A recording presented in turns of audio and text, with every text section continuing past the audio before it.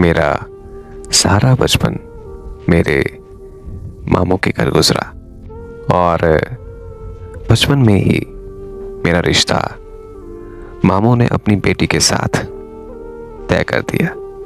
मैं और मेरी कज़न एक साथ पड़े हुए हैं और हम दोनों को पता था कि बड़े होकर हमारी आपस में शादी हो जानी है। इसीलिए बचपन से ही हम दोनों में बेहद मोहब्बत थी।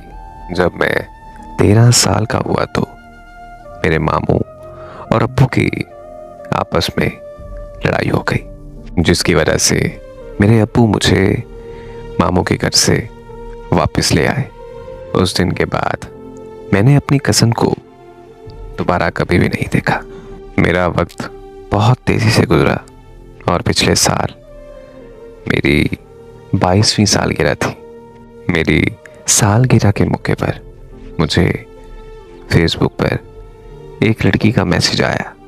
मैंने जब उससे बात की तो मुझे पता चला कि ये तो मेरी वही कज़न है जिससे मैं बेहद मोहब्बत करता हूँ, जिससे बचपन में मेरा रिश्ता तय हुआ था।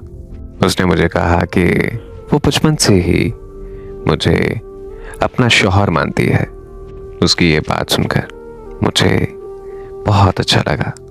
एक दूसरे से बातें करने लगे। हम दोनों घर वालों से छुपकर एक दूसरे से मिलने भी लगे थे।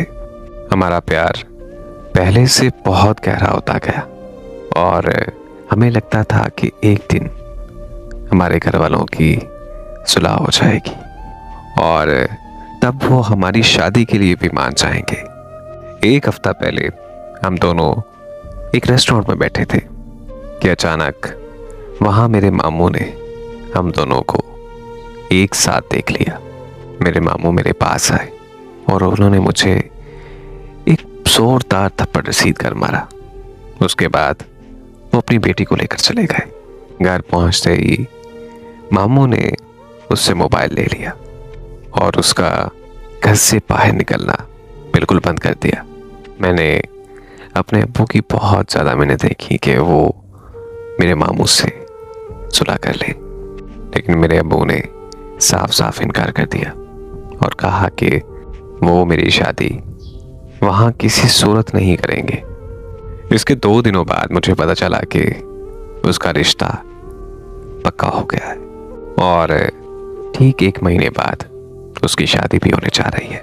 ये बात सुनकर मैं पागल सा हो गया और मामू के घर चला गया और मैंने अपने मामू के घर जाकर अपने मामू की बहुत ज़्यादा मिन्नतें की कि वो हम दोनों को जुदा मत करें, लेकिन मेरे मामू ने मेरी एक नहीं सुनी और मुझे घर से निकाल दिया। अब मुझे मेरी उस कज़न का ख़त मिला है जिसमें लिखा था कि प्लीज़ मुझे यहाँ से आकर ले जाओ। मैंने अपनी ज़िंदगी में सिर्फ तुम्हें अपना शौहर माना है। अगर मेरी शादी किसी और से हो गई तो मैं अपनी जान दे दूंगी।